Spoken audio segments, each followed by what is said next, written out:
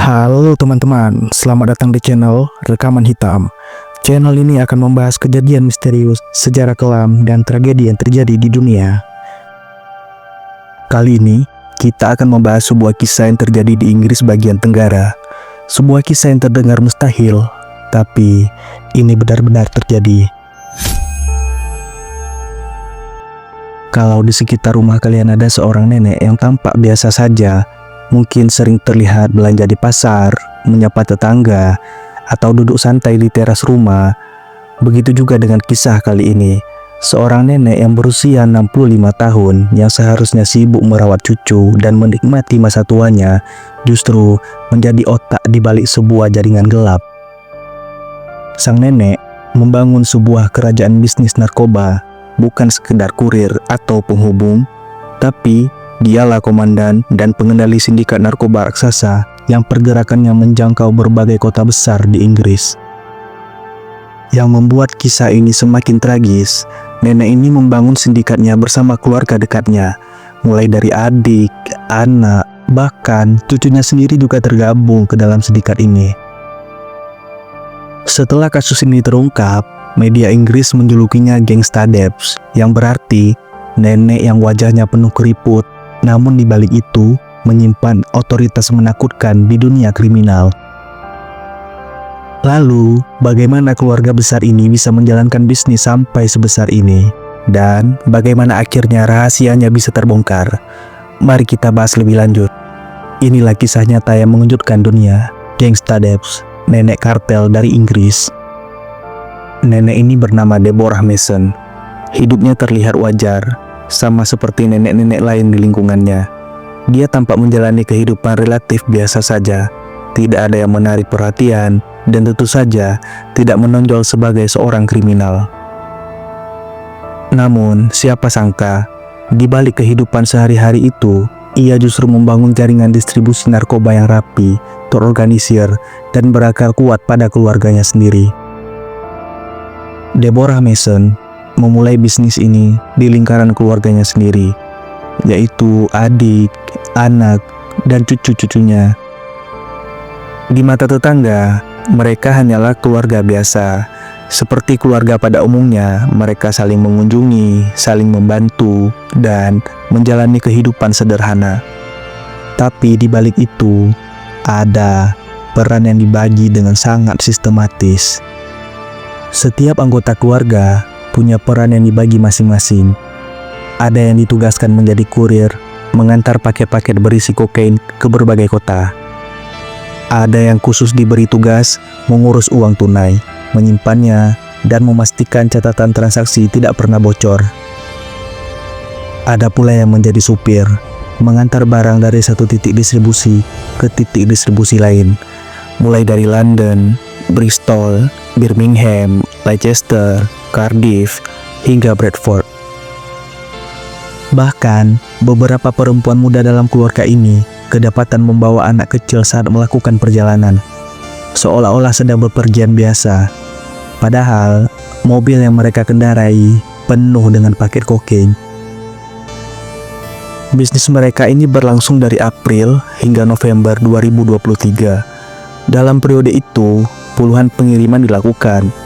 Polisi memperkirakan total kokain yang berhasil didistribusikan mencapai ratusan kilogram, dengan nilai pasar jalanan hingga 80 juta pound sterling, atau sekitar 1,6 triliun rupiah. Di atas kertas, Deborah Mason hanyalah seorang nenek biasa. Usianya 65 tahun, tinggal di sebuah rumah sederhana di London. Seperti jutaan warga lansia lain di Inggris, ia terdaftar sebagai penerima tunjangan pemerintah. Sebagai informasi, di Inggris, negara memang memberikan bantuan sosial kepada warga lansia dengan penghasilan rendah. Deborah pun termasuk ke dalam salah satu penerimanya. Dalam periode operasinya, dari April hingga November 2023, ia masih menerima lebih dari 50.000 pound sterling, atau sekitar 1,1 miliar rupiah. Sambil menikmati fasilitas sosial dari negara, ia menjalankan jaringan distribusi kokain lintas kota. Alurnya begini, paket-paket kokain ini masuk dari pelabuhan Harwich, Dover, atau Folkestone. Dalam distribusinya, paket ini disamarkan menjadi barang biasa dalam jumlah yang sangat besar. Deborah tidak hadir di pelabuhan, tapi ia sudah memberikan tanggung jawab ini kepada Rosianna Mason, putri Deborah yang berperan sebagai manajer operasional.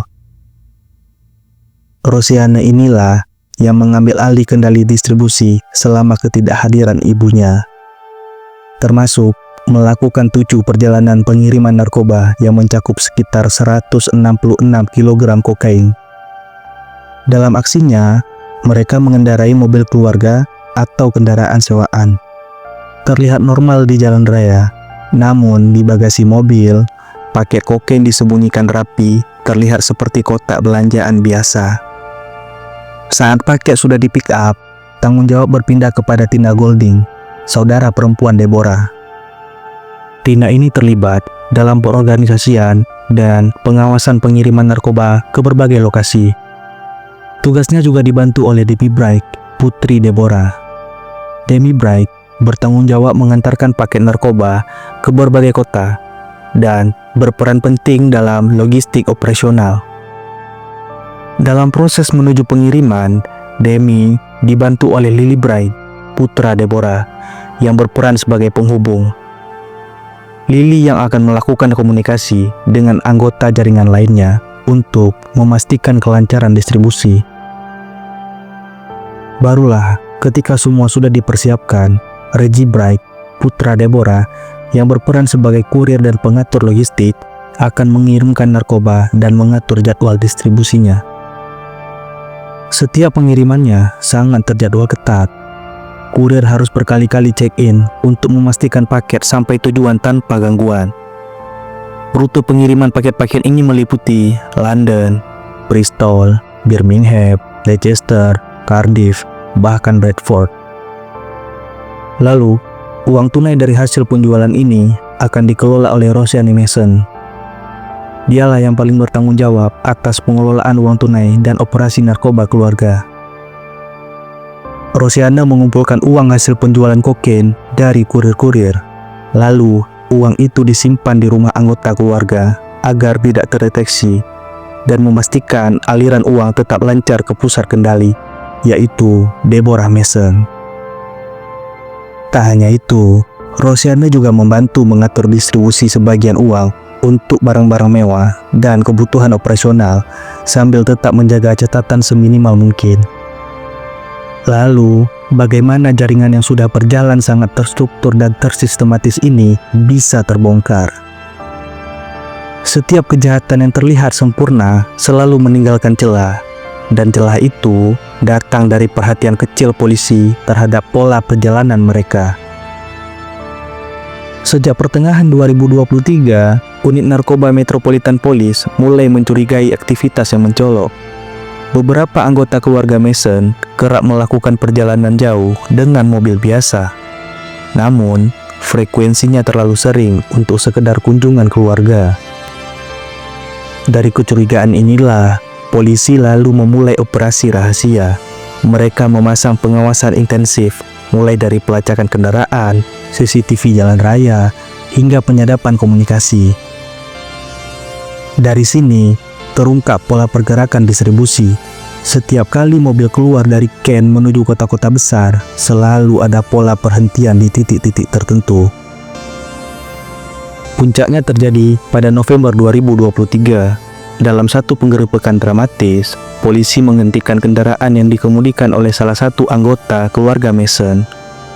Saat bagasi dibuka, bukan belanjaan atau pakaian yang ditemukan, melainkan kotak besar berisi kokain bernilai jutaan pound sterling. Tak berhenti di situ, penyelidikan lanjutan membawa polisi ke rumah-rumah keluarga Mason.